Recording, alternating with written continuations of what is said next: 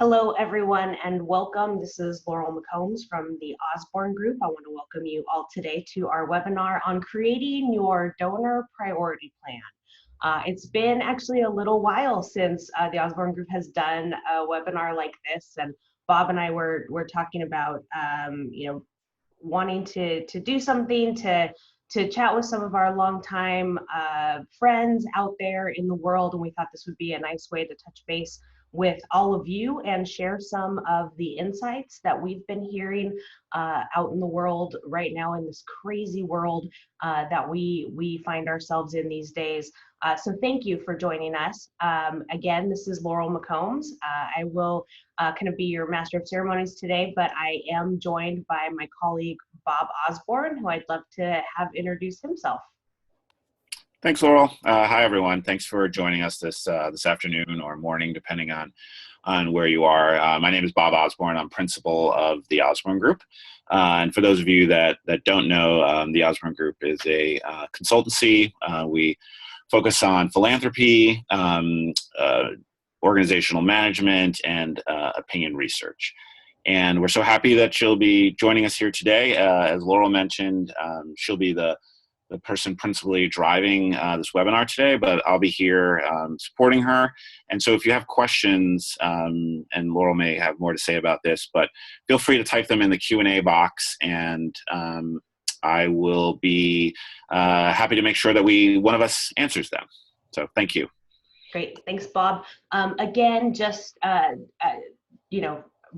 any questions you might have, please submit them. We'll get to them throughout the webinar and at the end as well. And if there's any questions that you have later, I know sometimes I've got to process things a little bit. We will provide our email address. You can also contact us through our website.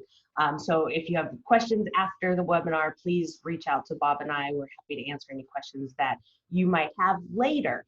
The other thing I wanted to point out about today's webinar is that we're really going to be focused today on kind of mid-level and major gifts. This is not a webinar. There's a lot of webinars happening right now. I kind of jokingly, when I first put this slide together, I said the title was, "Which webinar is this?" Because I feel like there's so many webinars happening right now, and I know there's a lot of webinars happening that are focused on direct marketing, email, direct mail, kind of broad-based mass communication. That's not really where we're going to focus today. I think we felt like this was a chance for us to talk a little bit more high level about some of your mid-level donors, leadership annual donors, and some of your major gifts, current donors and prospective donors. So that's where we're going to really push our focus today. So let's get started. Hopefully a lot of you who are joining us today had a chance to watch Karen's video on unquestioned priorities. And if any of you who are on the webinar today did not get a chance to watch Karen's video, I recommend that you go to the osborngroup.com, to our website, and go to the blog, and you can find Karen's great video there, where she talked about, in these uncertain times, what are those just unquestioned priorities? What are those things that, regardless of what else is on our plate, regardless of what other things are popping up, these are the things that we must focus on? And she really homed in on 5 key areas. And Bob and I had a chance to chat with her before she did that video, and we kind of all agreed that these were the 5 that we really felt like were going to make or break whether or not somebody really thrived through this kind of uncertain and challenging time that we're in right now. So the first one was, you got to get your donor projections and priorities organized or reorganized. Hopefully all of you already have some organization around this, and we're going to talk a little bit about what that might look like. So maybe it's a reorganization, not a complete organization. We've got to learn we've got to communicate impact right now. This is not a time to just say thank you or just say we need things, but this is really and always is a really good time for us to show our donors the impact of their giving. What differences are their gifts making? And if we haven't done any impact communications recently, now's a really great time to do that. So that was her number 2. Number 3, identify who those major gift donors and prospects are and create strategies for them. This isn't different than what we do any other time, but it's absolutely more important now than ever, and we'll talk more about that later in the webinar. Identifying your mid-level donors, and we're going to talk about this as well, and creating strategies for them, and then engaging and deploying your board, and we'll talk a little bit about that today as well. So I want to get started. One of the exciting things as I was going through the registration list for this webinar, I saw a lot of familiar names, a lot of old friends, a lot of names that I don't know. So for those of you who are out there who have heard me talk about Table of Gifts before, you know that this is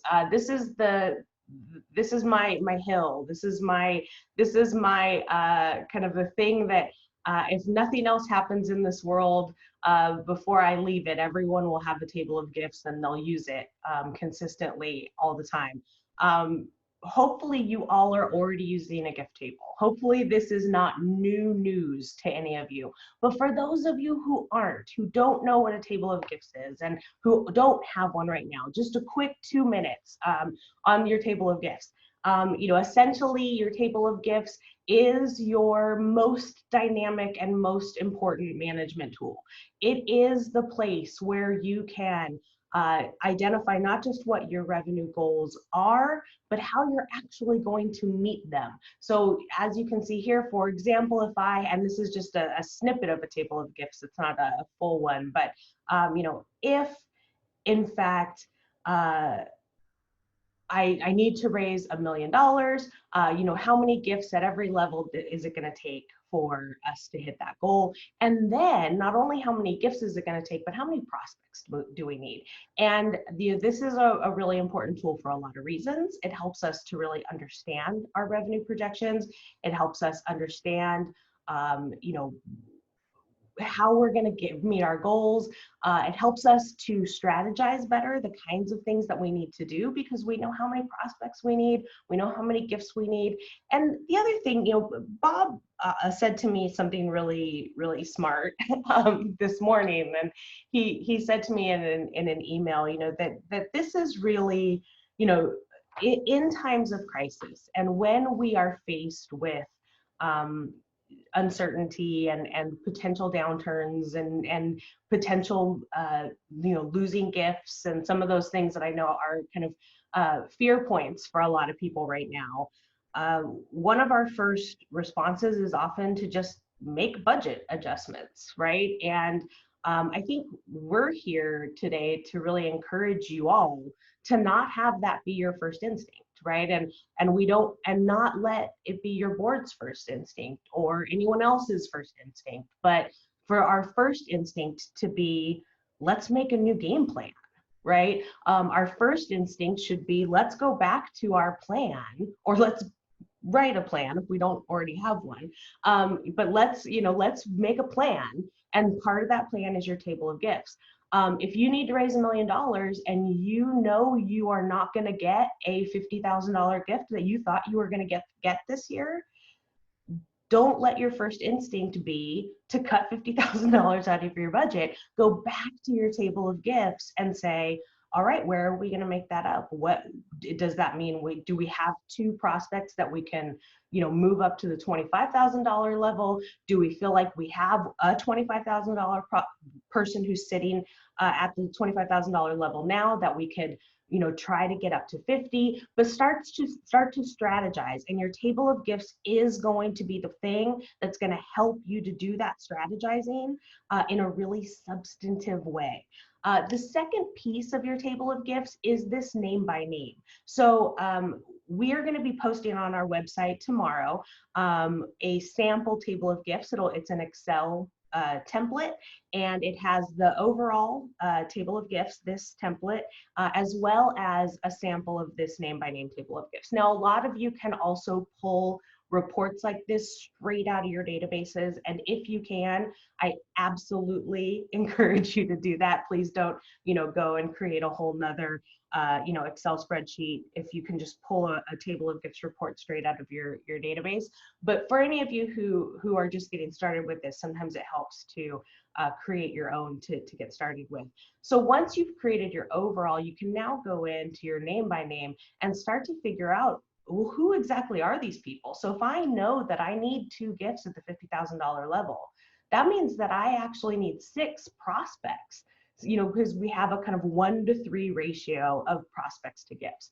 So if I know that I need 6 prospects, who are those people? And this is where we start to do our real donor strategy work, where we say, okay, maybe, XYZ Foundation gave us 55 last year. I think they're probably good for 50 this year, but we need to come up with some more. And this is where you start to brainstorm. This is maybe where you start to look at, last year, Bob and Mary Smith, as you can see here, last year they gave 30, and we're projecting for them to give 25 this year. But maybe there's something really, really great happening for them right now. Maybe they've had some circumstances that are going to allow them to actually give more this year, and we can actually try to push them up into the $50,000 category. So, I feel like I could talk about table of gifts for this whole hour. Bob makes fun of me that I really love talking about nerdy stuff, and I do, and I love it. I really encourage any of you, this is an area that I know a lot of people get stuck on. We are going to be posting that template on our website. Please take a stab at it. If you aren't using a table of gifts right now, take a stab at it. If you get stuck, let us know, because this is an area where sometimes it does help to think some things through with somebody else, and this is a really important one. This is, Bob and I often talk about things that are must-haves, not nice-to-haves. Your table of gifts is not a nice-to-have. Your table of gifts is absolutely a must-have. And one of the reasons that it is a must-have is because it helps us with prioritization. So let's talk about prioritization a little bit. So once we've done our table of gifts, we now have a really clear picture of how many gifts we need at every level, how many prospects we need at every gift level.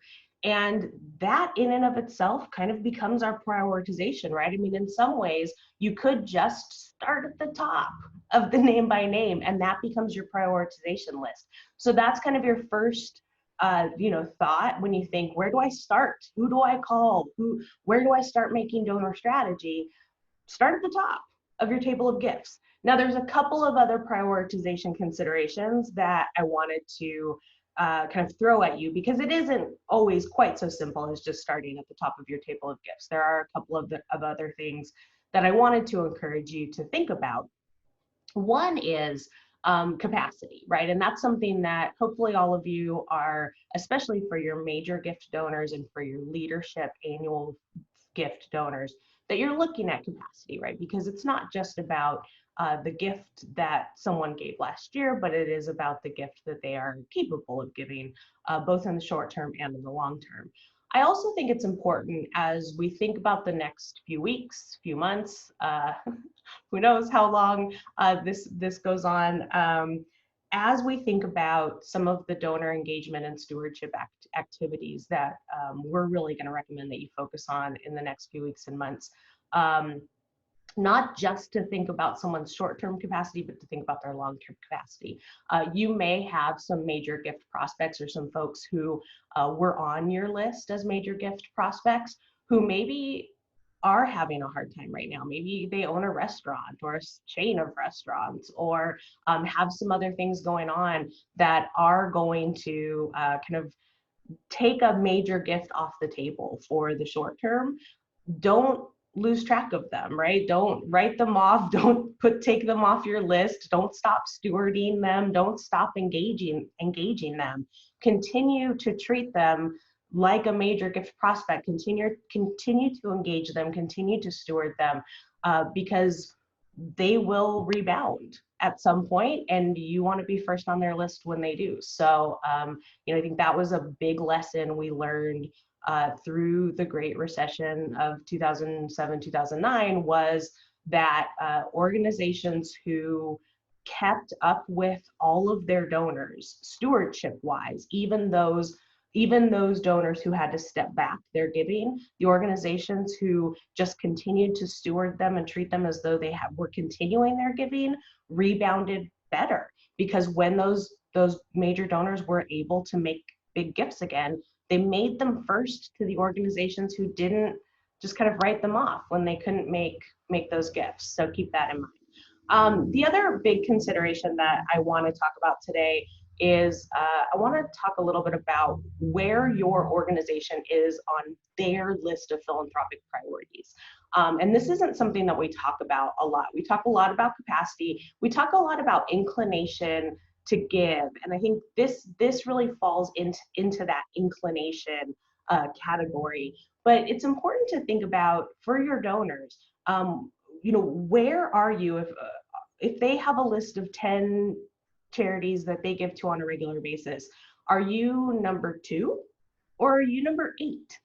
Because that matters. And they could be giving you a fairly decent sized gift. Maybe they're giving you $5,000 a year as an annual fund gift. But if you're number 8, then that says something, right? It says that you could be getting bigger gifts, because I guarantee you that the organizations that are numbers 1 through 5 are getting bigger gifts than you are, even though $5,000 is a big gift for you. And as we look at potentially donors cutting back on giving, potentially, who knows, I'm not saying it's going to happen, but if that were to happen, you want to make sure you're as high up on their list of priorities as possible. The other big lesson from the Great Recession in 07 to 09 was that most big donors didn't give less to everyone on their list. They continued to give their favorite and their most significant charities about the same level of giving that they had been. They just cut everybody else off the list.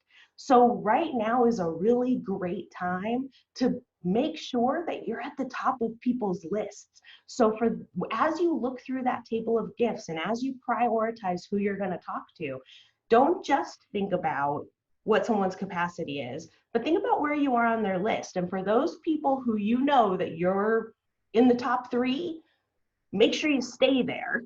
And for those people who maybe you're number 4, 5, 6, what can you do right now? What kinds of engagement strategies, what kind of stewardship, what kinds of really meaningful interactions and engagements can you do right now that can maybe push you up that list?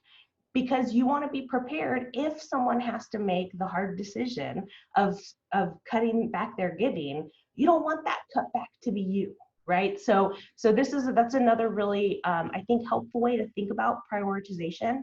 And think about, could your standing change? Could you go down the list? How do you keep yourself from going down the list? How do you help yourself go up the list? And then the last prioritization consideration that I wanted to just talk about a little bit was, just thinking about whether there are particular opportunities with particular individuals. You might have folks who are maybe a little bit lower down the table of gifts, the name by name list, but who know a lot of people and have a little bit of time on their hands right now. And so maybe you do a little extra engagement with them in order to get them to then do some engagement with some other folks. There are some people out there. I know there's a lot of you who have some natural partners out there, people who are friends and longtime supporters to your organizations, who just know a ton of people and who are always saying things to you like, oh, I've got to introduce you to such and such, or I've got to get such and such involved. And maybe now's a good time with some people to just say, hey, would you mind, sending an email to such and such, and asking him if he'd take a call with me, or would you mind, hey, can we set up a Zoom call with, some of your friends and just kind of chat about some of the stuff that we're dealing with right now as an organization. And Bob's going to share a few other ideas for engaging folks later, but just think about maybe there's some opportunities right now with people that you don't always get with people, and that might be something to take advantage of. Once you have prioritized your list, so we're working in order here, and again, I hope that we kind of built today's webinar to be very practical, to be very kind of go do this. So hopefully that's what this is so far for you guys. So you've put together your table of gifts, you've put together your name by name table of gifts, you've prioritized that list. We've got a really good list of people that we know we're going to go out and we're going to do some really meaningful, personal, one-on-one interactions with. So now what do we do? So we got to start working our list. And so first, let's do a little bit of research. And I'm not saying, stop everything you're doing and research for 2 weeks, but just take a moment to for those people that you're going to reach out to think about, what do I know? What do I not know? What are some things that might be particularly important for me to factor into any conversation I might have with them? If for example, if you have a donor or a prospective donor who owns a chain of restaurants, maybe now is not the time to reach out and solicit them for a big gift, right? But if you have another donor who, is in a business that is doing okay and is looking for ways to be supportive, maybe now is the time to ask them for a big gift. I know I've been on a lot of webinars and been doing a lot of webinars lately, and kind of the two questions that I feel like come up the most in webinars right now is what's the best message to be using with our donors right now?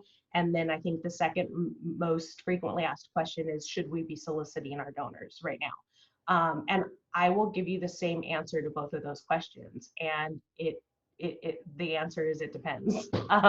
Because, ultimately, this is about, if we're talking about leadership annual gifts and we're talking about major gifts, we're talking about taking an individualized approach to everyone. There is no one size fits all. There is no silver bullet. There is no one magic message that is going to instantly resonate with every single person out there. Some donors, you should absolutely be asking for a gift right now. Some donors, you should absolutely not be asking for a gift right now. I saw a post by someone the other day, and she was terribly upset because she said, oh, these consultants, I've been on all these webinars, and one consultant tells me to ask, and one consultant tells me not to ask. I wish somebody just, would be consistent. And the fact of the matter is, there's not one answer, right? And I want you all to remember that you're professionals. You are fundraising professionals. You do this for a living. You've been doing this for a living. I know that the world is crazy right now, and I know that it feels like everything we know about how to do everything from our jobs to going to the grocery store feels different and feels like it's changed, but there are certain things that have not changed. And the biggest things that have not changed in terms of raising money is that this is about building relationships with people. And we do that by doing some research, figuring out what we know about people, figuring out what we don't know and what questions we need to answer before we can make an ask, right? A lot of you, when I say it depends about whether or not you should ask somebody, a lot of you are like, it depends on what, right? That's what we've got to figure out. If you don't know how this crisis is impacting your donors, that's what you've got to find out. That's the big question, right? So this is where taking the time to send some personal emails, do some phone calls, reach out to people personally, ask how people are doing, and ask how they're feeling about all of this is going to give you a lot of clues, and is going to give you a lot of answers to whether or not you should be making those asks now, or whether you should be making them later, or whether you should be making smaller asks than you thought you should, or making bigger asks than you thought you should. But we're not going to find those things out until we actually talk to people. So let's go out, we'll do a little research. What do we know? What kind of business are they in? What's their family situation? What are some of those things? And then what else do we need to know once we have a chance to maybe get them on the phone, have a conversation, have an email exchange? What are some of those questions that we want to make sure that we ask? What outcomes? Let's make a plan, right? And by plan, I mean, couple of steps, right? What outcomes are we hoping to achieve with this person? I'll talk a little bit more about that in 1 second. And then we engage them, right? And we'll talk more about that here in 1 second. Let's remember that good donor planning hasn't changed, right? As I said, there are a lot of things in this world that have changed. This is something that hasn't changed. We still want to come up with a goal. So, and a lot of you, if you already had a major gift goal for somebody, and maybe you had I was on a great webinar with Market Smart yesterday, and they were talking about a great major gift report that they just did, and confirmed that, on average, a major gift takes anywhere from 6 to 24 months. So maybe you're in month 10 of a 18-month plan. Do you need to adjust that, or do you need to speed it up? Do you need to slow it down? But kind of look at the plans you already have for some of your major donors, readjust them, think about what maybe has changed for those donors or what's not changed for those donors. Is it a matter of adjusting an annual gift ask? Is there an engagement goal that you had? Maybe somebody is a board prospect. Is that changing right now? What other outcomes do you have? Again, looking at their current status, what do we know about them? What else do we need to know? And what else needs to happen before we can achieve our outcomes? So, you might have a major gift goal for somebody that maybe you had planned to make a major gift ask in the fall for someone. Is what needs to happen still before the fall to make that happen? Are you on track to get those things done, or have you had some setbacks? Do you need to readjust? So think about that current status, and then come up with your next 3 steps. And we always recommend next 3 steps, because 1 step is not quite enough, right? If we just plan 1 step ahead, we're having to stop and plan too often. If you plan much more than 3 steps ahead, life is crazy, things change, as we all know. And the reality is after about 2 or 3 steps, you're probably readjusting your plan anyway. So think about what your next 3 steps are. And maybe it's doing more research. Maybe it's engaging some natural partners. Maybe it's, reaching out to some people who know them better, who are going to make an introduction or get a meeting. Maybe it's doing direct engagement or stewardship with them, or maybe it's asking for a gift. But think about what those next 3 steps are. And again, this is what you're doing for your top donors. I am not saying do this for every single donor in your house file. I'm just saying, look at that name by name table of gifts, start at the top, and maybe you pick 10 to do this week. Or maybe, each member of your team picks 10 to do this week so you can get to 40, or whatever that looks like for you.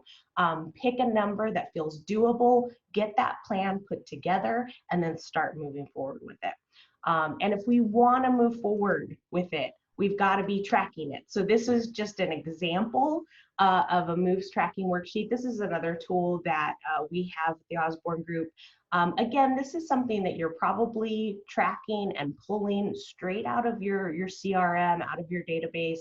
And hopefully you are, just for consistency and efficiency's sake. If you are not, and if you would like something like this, if you just want a template, please just email me, and I can send you a copy of this, or we'll probably also post this on our website as a follow-up tool for all of you.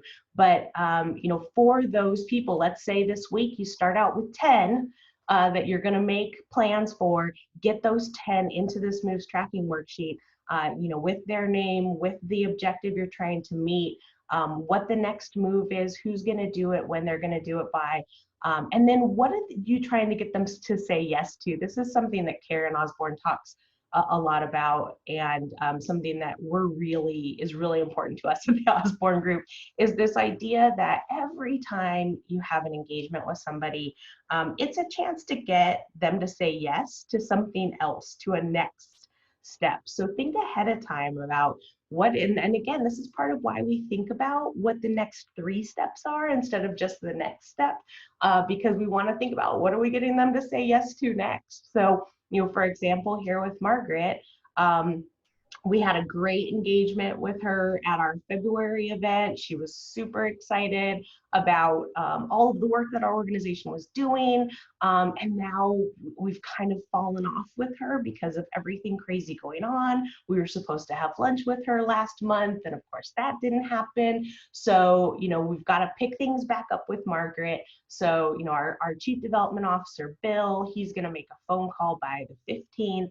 And he's going to ask her if maybe, she would host something in June when things are when we're all allowed to be back in group spaces again. And so, that's just an example of how you might look at some of those moves tracking. I'm going to pause. Bob, any comments or anything to add on what we've talked about so far? I guess I would probably just emphasize a point you had made a little earlier, which was about being in people's top 3. And to me, this is kind of the whole ball game right now. I think we don't always think about the not-for-profit sector as being in a market, but it absolutely is in a market. And these uncertain times, people absolutely will be taking a look at what their priorities are, not just philanthropically, but just generally in their lives. And it becomes really, really, really important to be in people's top 3, if at all possible, or to think very hard about how you can move up into their top 3. And I think if you kind of have that mentality for your higher level donors, you'll be in good shape, because I think we can reasonably expect that it's going to be tough out there for some unspecified period of time. And people will have to make hard decisions, and we want to make sure, as you pointed out earlier, Laurel, that we're included. If you're finding that you're always number 5 or 6 on people's lists, that's actually a huge problem, because you're probably never going to rise. You're always just under the cut line, and that becomes a huge problem for your organization. So that's the one thing I would just sort of underscore. Yeah, absolutely. And some of you might be curious, how does one find out where one is on someone's list of philanthropic priorities? I think sometimes you have a gut instinct. I think you have a gut instinct based on how engaged they are. Maybe in addition to being a generous donor, they're also a board member. Hopefully, if they're a board member, you are in their top 3 philanthropic priorities. If they're not, that's a conversation for another day. But the other thing is to ask them. We have a great resource called Strategic Questions that is on our website, and it's 5 pages of questions. And one of the things that we love asking people is, who else do you support and why? And even asking something like that can start to give you some clues about what other things people are supporting, why they support them, why other causes might be higher on the list, which then also give you clues into how you can work your way up. The other thing, and again, the webinar I was on yesterday with Market Smart, they were talking a lot about donor surveying. I think doing regular donor surveying is critical. Both doing one-on-one surveys by phone or in person, obviously when we're allowed to do such things again, but also looking at online surveys, right? So using something like SurveyMonkey or a similar tool like that, and quite simply asking in your survey, where are we in terms of your philanthropic priorities? Are we in the top 3? Are we in the middle? Or, and just asking people that. I think that's a totally valid thing to do. Hey, Laurel, we have a question. The question is for managers, how would you suggest managing major gift officers' success setting metrics during this time when meetings are off the table and revenue is less predictable? Oh, Megan, such a good question. And I've actually been talking, I was just talking to a client this week about this very question. I think it is so, I'm glad you asked it, because this is another area where we've got to make some adjustments, right? And we can't kind of business as usual use the same metrics and performance objectives that we went into the year with. We really do have to set some different metrics. I always think it's important to include both process and outcome metrics anytime we're thinking about both metrics for ourselves as individual contributors, but also team metrics. So I would look at, first look at what you had before. So maybe you were tracking things like number of visits or revenue, those kinds of things. I would stick as close to what you had before as possible, because hopefully we do go back to normal at some point, right? So but again, maybe number of visits is a process metric. So maybe now you're looking at number of calls or number of attempts, or number of contacts. Maybe now it's not as much about actual visits, but it's about the number of people that you've had direct one-to-one contact with, whether it's through phone calls, email, a Zoom meeting, something like that. And then outcome metrics, obviously revenue is going to be, I would actually say keep your revenue goals, because as we talked about earlier, hopefully we're not to the point yet where we're changing revenue expectations, but you may just need to shift if your revenue expectations are time-based. So let's say you have quarterly or monthly revenue expectations, maybe those get adjusted. Maybe you push off some of your revenue expectations toward later in the year, if that's possible. But I, at this point, wouldn't be adjusting revenue projections yet. I would just be looking at how do we game plan around it. So Bob, do you have other thoughts on that? No, I think that's right. I think it's just measuring slightly different things. But I think, things are very uncertain right now, but I agree with you that at least for now, and we may feel differently in 2-3 weeks, I think it's important to have the mentality of moving forward. Reality may alter that for all of us, unfortunately, but at least I think at this moment, we're adjusting, we're keeping an eye on things, and we're still having an optimistic mentality about how all this is going to go. And the other thing, and this kind of leads into kind of this next section of the webinar, so thank you, Megan, for that, is I also think that because right now the way that we're engaging people is differently, this is different. This is probably what's going to be most different about some of your metrics. Again, if you had number of visits as a metric or as a goal, that's really hard to do right now. So how are you engaging people? And some of you so far on the call may have said, okay, Laurel, all well and good that you're telling us to have more personal and meaningful and high level engagement with our donors right now, but how do we do that in a world where I can't go have coffee with them, or I can't sit down with them in their office for a meeting, or I can't host a vision meeting right at someone's home? How do we have some meaningful engagement? And so one of the we're going to talk a little bit now about helping you think through what engagement and stewardship might look like right now. And this too, I think, to Megan's question about metrics. Once you all have decided, I think your suite of engagement opportunities is smaller right now, right? Because there's a lot of stuff we can't do, but it's not non-existent. there are things you can be doing. It's just a smaller set of things, and you may build some goals out of that. So let's say you come up with 5 or 6 things that you're going to do in the next 4 to 6 weeks around engagement and stewardship with your donors. Set some metrics around that. How much of it are you going to do? How many donors are you going to try to engage with those strategies? Those really then become the metrics that you hold and the goals that you hold yourself accountable to. And let's remember, engagement criteria. This is, if you've ever been in a training with Bob or Karen or Laura Goodwin or anyone who's ever been with the Osborne group, and myself, you've heard us talk about engagement criteria. And this is a really important thing because there is a difference, as I'll show you in 1 minute, between, a move and just interacting with someone.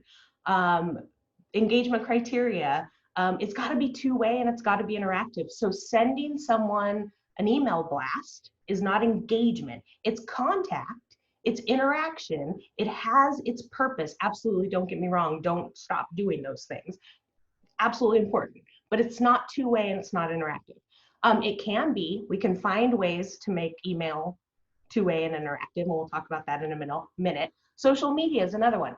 Just posting something on your Facebook page is not engagement. It's communication, it's interaction, it's updating, it's great, it serves its purpose, but it's not real engagement. It's not the thing that's moving people into a deeper relationship with us. So we've got to think about how, in this time of social distancing, in this time of us being kind of sequestered in our homes, how do we continue to have these two-way interactive engagements with folks?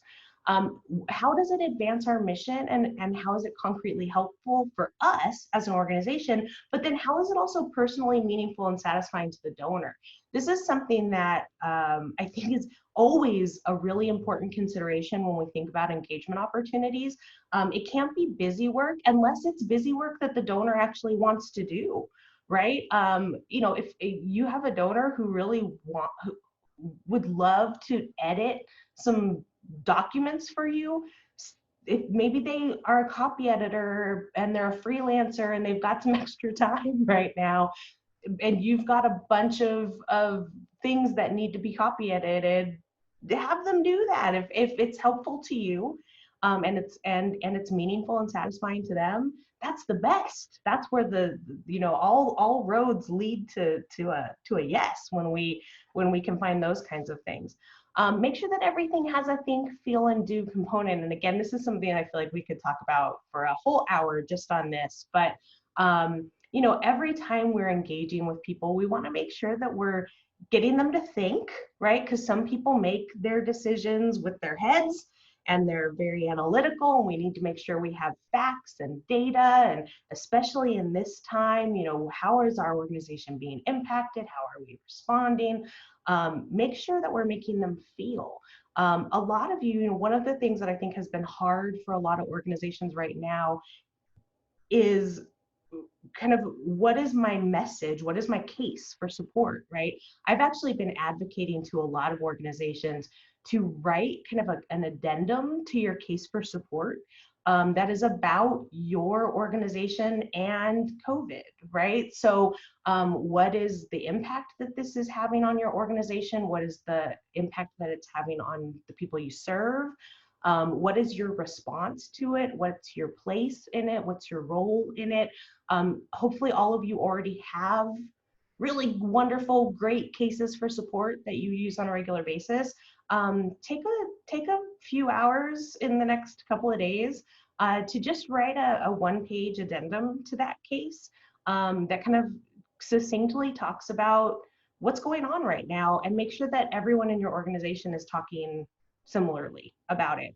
But also take some time to find those stories of, I've seen some organizations that are not maybe directly impacted. Maybe they're not healthcare organizations or, veterans organizations or groups that are kind of directly dealing with COVID, but have found really authentic ways to talk about the way that their clients and the people they serve are being impacted by this. And I think you all have those stories. Make sure that you make people feel kind of what this is, the impact of this on your organization, on your staffs, on your clients, on everyone. And then, like we talked about before, make sure that you have a do component. Make sure that you have, that thing you're going to do. What's that yes to a next step that you're asking somebody to do?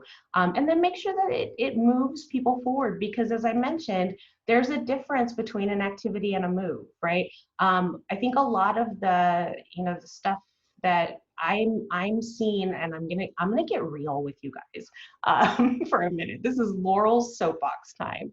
I feel like there's been webinar after webinar and blog post after blog post from consultants all across this country for the last 3 or 4 weeks.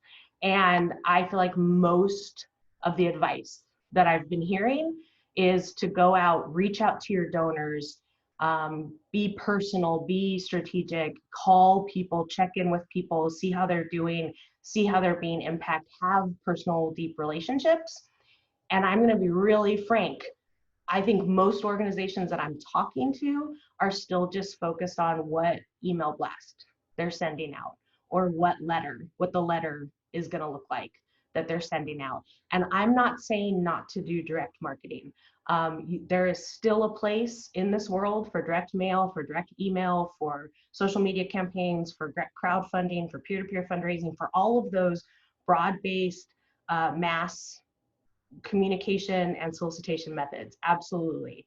But the difference between the people who are going to come out of this thriving and the people who are going to come out of this struggling are the people who actually took the advice of all of those people out, all those trainers and experts out in the world who are saying, go touch base, have meaningful, authentic engagements one-to-one with your top donors.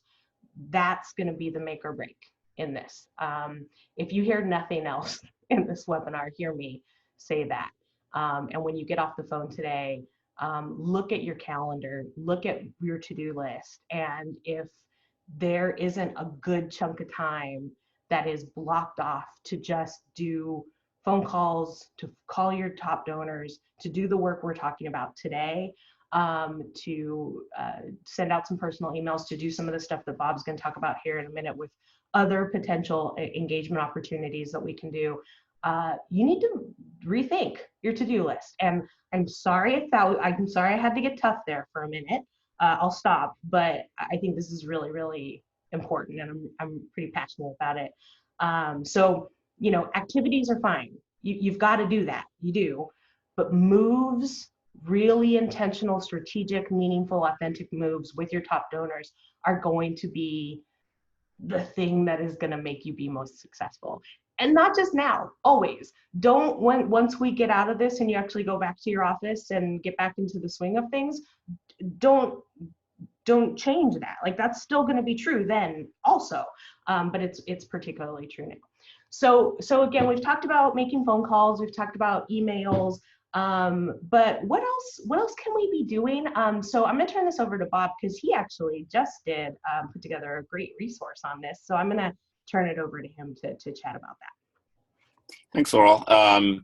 So posted, what will be posted on the website maybe today, probably more likely tomorrow, is a suite of 21 different engagement activities that you can engage your donors with today, using various remote and online techniques. And to Laurel's point, it's really, really important to be touching base with your donors and having conversations with them right now.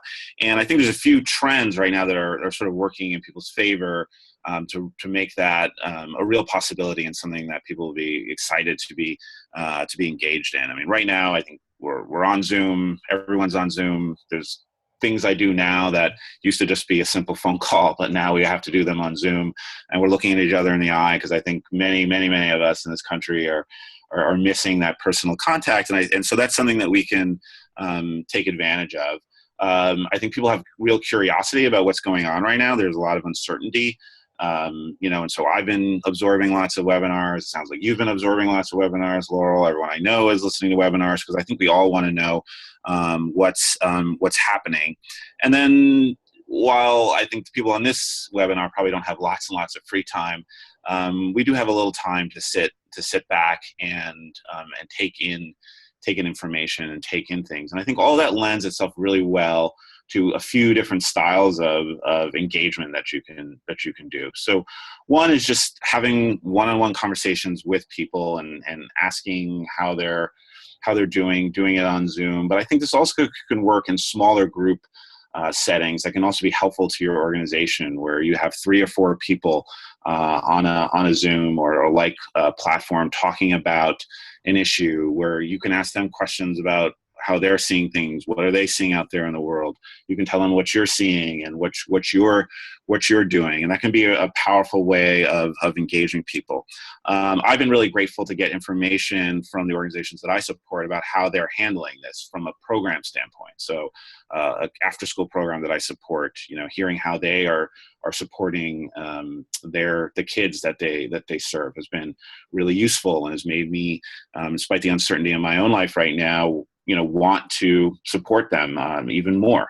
And so I think doing those kind of one-on-one, small group, remote exercises, panel discussions, I think there's just a real hunger right at this moment to connect with people and to hear news of what's going on and get people's best thinking about what's happening, as well as to hear, how things are progressing out there in the world. So if you're a food bank, I think people would love to hear what issues you're facing. If you're an after-school program, how are you handling it? If you're United Way, what are you seeing out there in the community? So all of these things are ways of engaging people online through small group meetings. One I also like is letting people have access to your board meetings or other planning meetings that you might have. So maybe not the confidential things, the things that might be in an executive session, but just letting people see your thinking and getting their thinking about how you might best serve the people that you serve, and how you might best navigate through these times. It's a perfect time right now to do some real genuine two-way interactive engagements, as Laura was talking about earlier. So we have lots of different other ideas.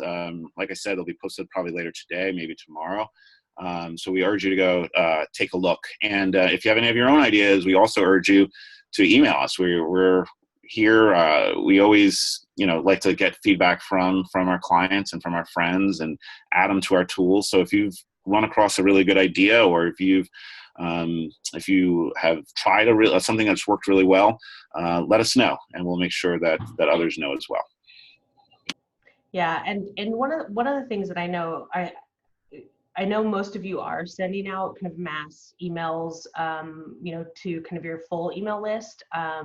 Even just taking those emails and forwarding them from you or your CEO or somebody personally, and saying, hey, we sent this out yesterday, you probably got it, but I know it's particularly important to you what we talk about in that second paragraph. I wanted to make sure that you saw it. By the way, how are you doing? I'd love to touch base. Do you want to try to jump on a call next week, right? So if some of you are unsure of how to make that initial reach out to people, that can be a really kind of nice strategy, lower stress strategy to kind of get in front of some folks as well.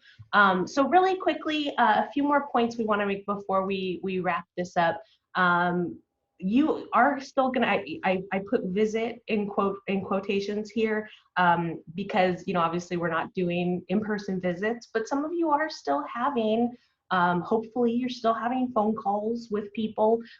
In some ways, I have been hearing some feedback here and there that people are actually having better luck getting phone calls with people that they traditionally have had a really hard time getting phone calls with, both because in some cases, their gatekeeper situation is a little bit different now, but also because people just have a little bit more time, and to Bob's point, are really desperate kind of to have interaction with people that isn't about work, or isn't their family. So you may actually have better luck getting on the phone with people that than you have had in the past. So keep trying. But remember that these phone calls, treat them like visits and prepare for them. Don't 2 minutes before you're supposed to call a donor kind of, pop your head up and look for the phone number, but, do visit prep like you would normally. What do we want them to say yes to? What do we know? What do we not know? What do we want to share with them? What questions do we want to ask? In addition to our regular strategic questions document that's on our website, we're also going to be posting a briefer document that Karen Osborne just put together that is strategic questions in times of crisis. And it's a one-pager that has some specific questions that you might ask when you do get a donor on the phone. So keep your eye out for that resource as well.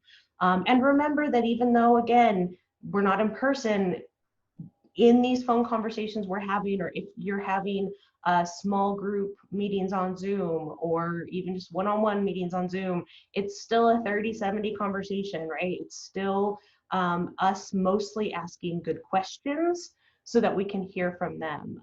It's us sharing some information about what's going on, but then asking our donors how they are feeling about that, or what their reaction to that is, or what, presenting them with a challenge we might be having, and asking them for their advice or their feedback. We've always got to make this donor centric and about our donors, but even more so now, we've got to really make sure that our conversations are about hearing from them, and not just hearing from us. This is also a really great time, and again, this was one of Karen's 5 unquestioned priorities, and again, we could do a whole webinar just on this, and maybe we will. But this is a great time to engage your board. At least be thinking about how you're engaging your board. First and foremost, are you talking to them, right? Are you in touch with them regularly? Are you checking to see how they're doing? Are you treating them like you're treating your best donors? Because that's what they are. They're your best donors. So make sure you're reaching out to them. Make sure you're stewarding and engaging them, and then ask them to participate in this, right? So maybe you have a really long list of people who need to be called. Maybe you take some of those and you just make them stewardship calls, and you just say, hey, we want to call, this is a great time for us to just take a little time and call some of our donors and share an impact message with them, share with them what's going on with the organization, share with them how, the impact that their gifts are making. And hey, board members, would you be willing to make a few calls this week with me as we do that? So think about how, but be realistic. Don't ask them to make 100 calls. Make them, ask them to do something that's realistic. Give them very specific instructions.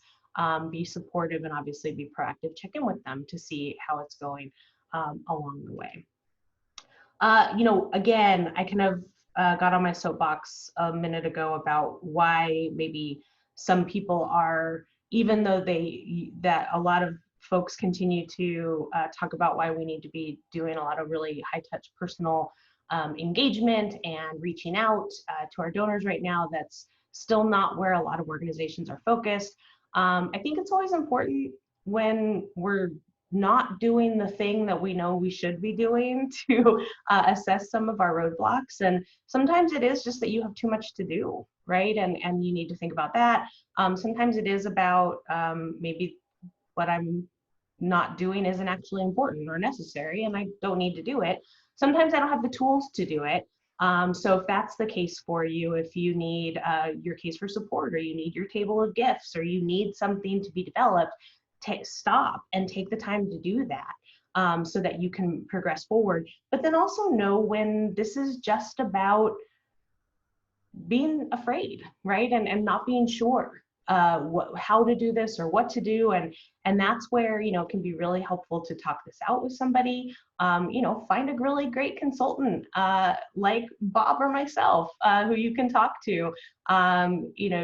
Maybe get some coaching around how to have these conversations, how to feel more confident about doing some of these things. Just a plug, Bob just wrote a really great blog post that he posted the other day about fear. I think that's something that's been being talked about a lot right now with everything that we're going through. And so he had some really great points. So we just want to make sure that you all see that.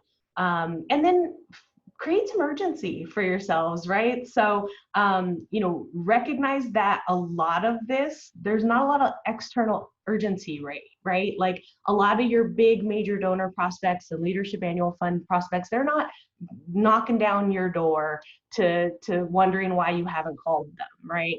And so it's easy to put that off. So you've got to create some urgency when there is an external urgency. Make your priorities public. Going back, I keep thinking for Megan. She asks one question, and I don't stop talking about her. I go back to Megan's point about outcomes, goals, metrics, right? Create some metrics with yourself, with your team, with your coworkers. Make them public. Identify some incentives, even if it's just like, I'm gonna, do a face mask. I can't, again, it's so hard in this world. What are our incentives anymore?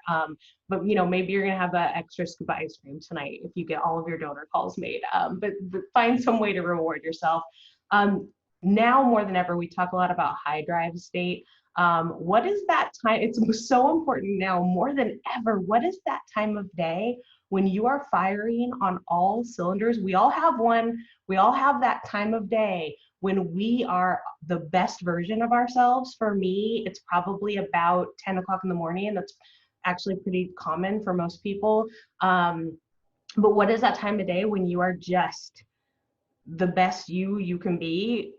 Plan to do your hardest work during your high drive state. Plan to do the work that requires you to be the most creative during your high drive state. And then block it off on your calendar so people don't schedule boring meetings while you're in your high drive state. And then just remember what the price of inaction is. So, there's a great quote by Meister Eckhart that, the price of inaction is far greater than the cost of making a mistake. And I think it's an important thing to remember now that, you don't have to make those donor calls. And 6 months from now, the organizations that did make those donor calls are going to still have those donors, are going to be getting more from those donors. So there is a price, there's a cost to your inaction. So, use that as motivation. So I know we're a minute over. Just wanted to thank you all so much for joining us today. I know Bob and I we're just pleased to see how many people registered and how many people came today. If you have any questions, please email us. You can just email us at mail@theosborngroup.com or visit us on the website for more resources. We'll be putting out more resources in the coming weeks, so keep an eye on the website. Thank you guys so much again for your time. Best of luck to you. We know you're all doing really, really important work, and we just want you all to continue to do the really important work that you do. Bob, any final thoughts from you? No, just to thank everyone for joining us, and thank you. Good luck out there, and we look forward to talking to you more in different forums. Yep. Thank you, everybody. Have a great day.